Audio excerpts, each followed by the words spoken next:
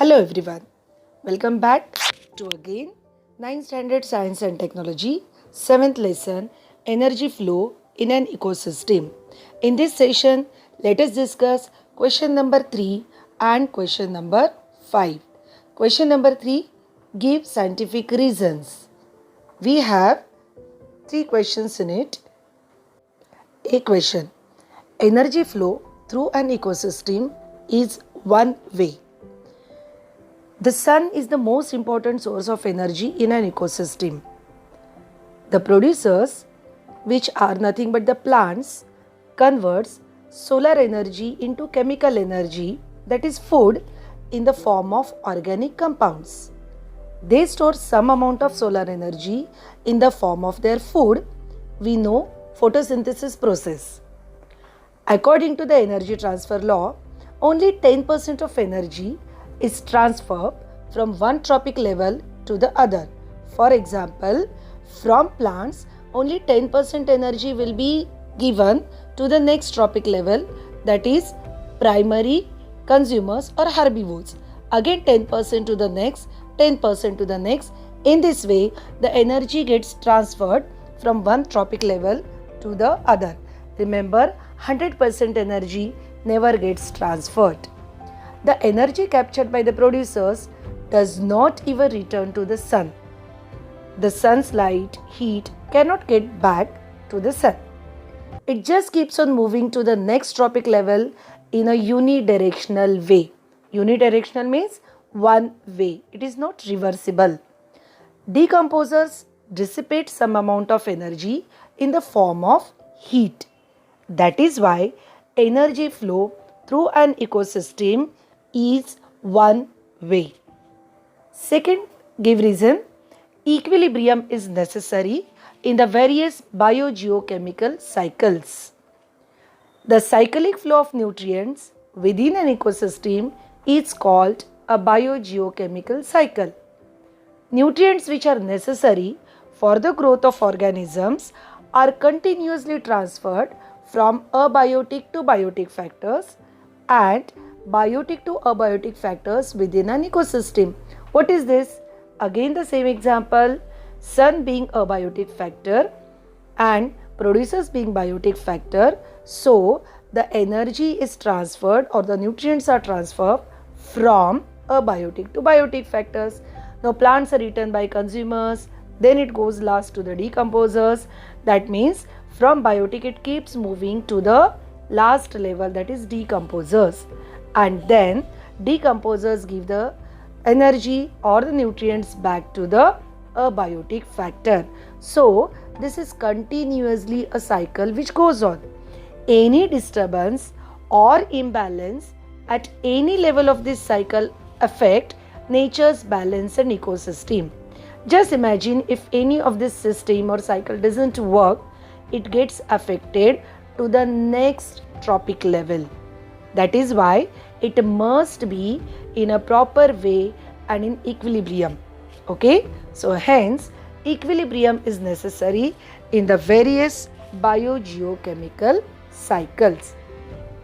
Next give reason is flow of nutrients through an ecosystem is cyclic. The cyclic flow of nutrients in an ecosystem occurs in the following manner. Here you have to show that how it is cyclic.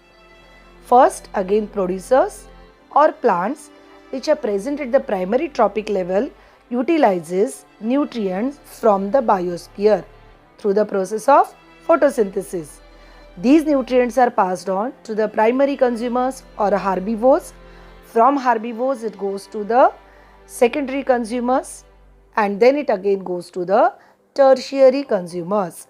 Finally, decomposers like bacteria and fungi transfer this back to the soil. Hence, flow of nutrients through an ecosystem is cyclic because from the soil again plants take those nutrients. So this cycle keeps going on. So these were some give reason questions we have discussed. Now your next question is, we call it as little open-ended question. What would you do to help maintain the equilibrium in the various biogeochemical cycles. Explain in brief. See, in this lesson we have studied about what is equilibrium, what are different biogeochemical cycles. But now the question comes that why we have studied this and what is its use and how we should help to maintain this equilibrium. Okay, I have written some of the points here.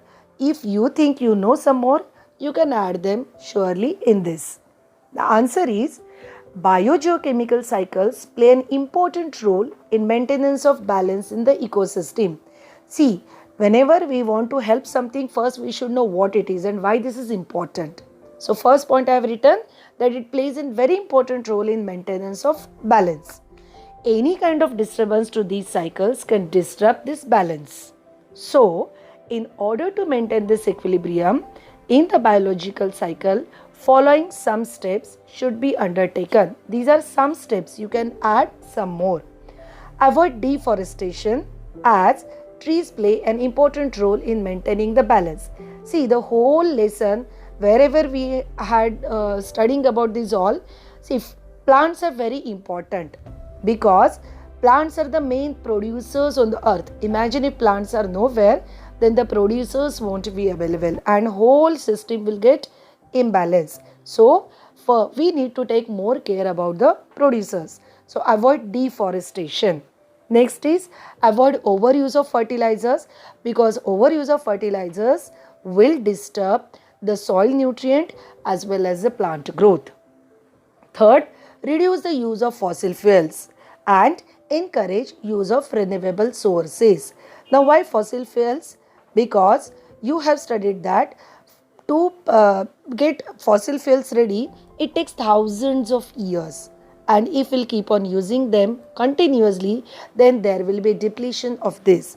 And as we have renewable sources which are already available, plenty, abundance, so it's better. Next is conserve water. See children, as plants, soil, all abiotic factors are equally important for us, so water is. So we need to conserve water because plants need water. Again, we biotic factors need water to grow up and then only the food chain and the food web can be in equilibrium. And last is conserve biodiversity. Here I have mentioned some of them. You can even mention some more. Okay. So here we have completed question 3 and 5. Thank you.